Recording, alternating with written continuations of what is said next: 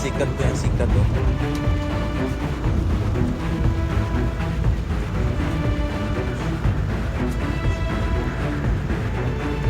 Ang bata.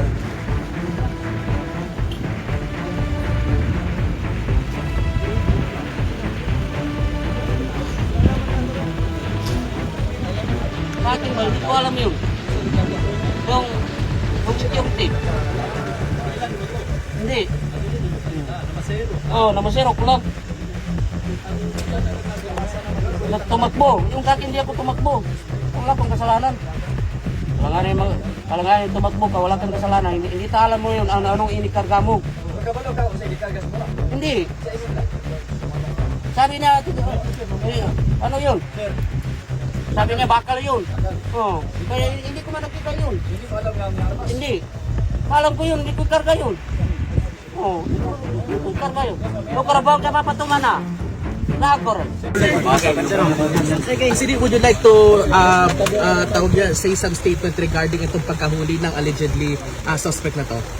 Yes sir, after the shooting incident that transpired, so naganda kagad ng tropa na ang personal natin ng hot pursuit operation. And then abutan nila to, isa sa suspect, actually tatlong to sila, more than 3, but ito ang abutan ng ating mga personal na nag-hot pursuit operation. Nakasakay sa tricycle, and then may dalang sako, at nakita dun sa sako yung nag-protrude yung muscle ng itong mahaba, tingnan nyo, nakita nyo, mahaba ng mga baril. So, pero to confirm, CD, involved sila sa shooting kanina? Yes, after shooting, after putukan, malapit lang naman yung nakadeploy natin na tropa na police PNP personnel. Nagkaroon agad ng hot pursuit operation, and then abutan to sila, pinaputukan pa sila ng mga kasamahan. For the record, CD, anong klaseng armas ito?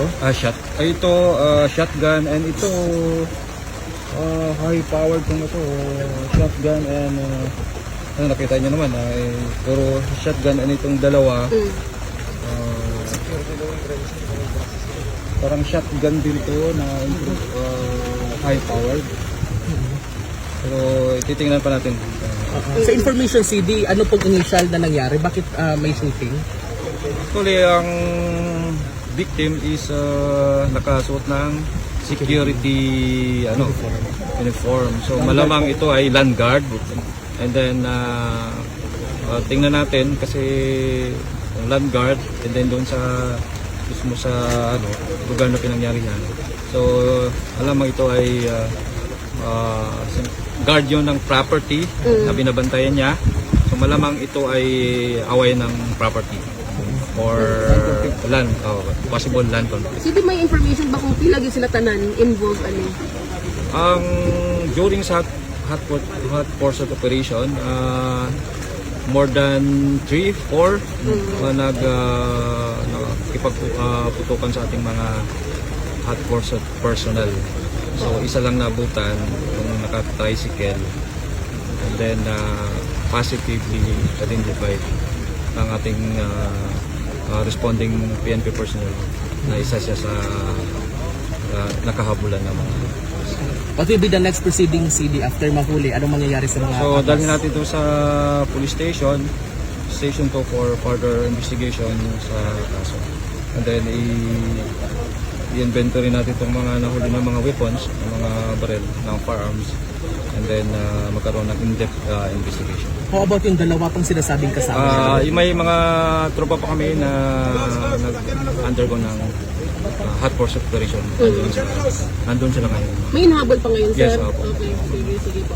So, sir, ma-consider mo na itong alarming, kining isang sitwasyon, sir, dali sa area sa So itong matagal na rin ako sa Jensan. Itong lugar na to ay talagang masasabi natin conflict talaga sa agawan ng property. So alam naman natin public knowledge to.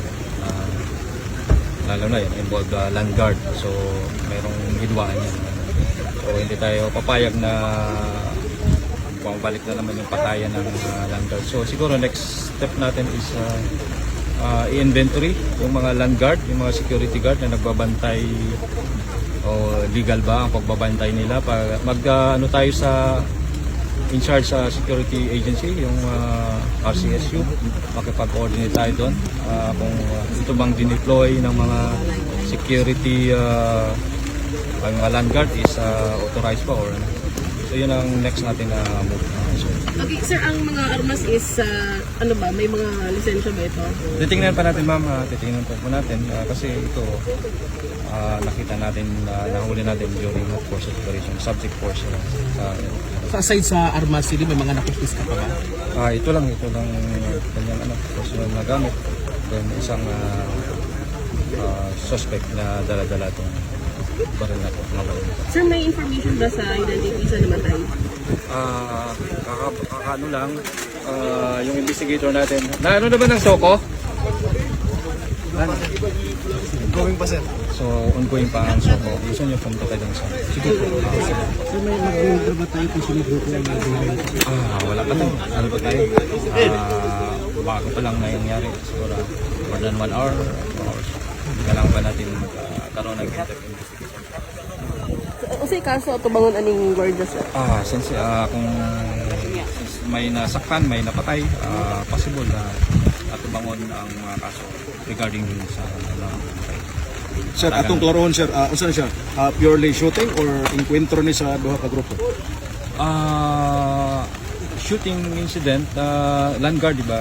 So sa reported may gipusil na naka isang land guard, and then nag-responde ang atong mga pulis, and then naghabulan, ito nang nadakpan. So magkaroon tayo na in-depth investigation later.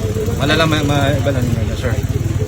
Sa ngayon ano sa nato itong mga ebidensya nga nakuha against dun sa nadakpan sa hot force operation. Ano yung balitaan mo, sir? Sir, any... suspect sir? Ano sinabi niya sir? Hindi natin para fair naman sa kanya. Hindi Sir, tayo mag-violate sa kanyang karapatan. any reaction, sir, kay iba sa mga tao sa Jansan, na mga residente rin, ubang residente na armado. So, usapon sa mga kabugna o kagubot. So, karon mga gwardiya na po nag-aawanay. Supposedly magtabang sa bantay sa seguridad, pero sila pang nagpranayay. Yes, ma'am. Ako dugay lagi ko sa Jansan. Ibala ko ang istorya ng mga kaning mga awayan. So, kumbaga next natin, inventory na to ang mga kung legal ba ginig mga land guard na nakapwesto sa isang conflict area. Hindi wata kay balo ano naman pag land guard sila o security guard. So mag-inventory ta. Unsa yung mga kuan sir kung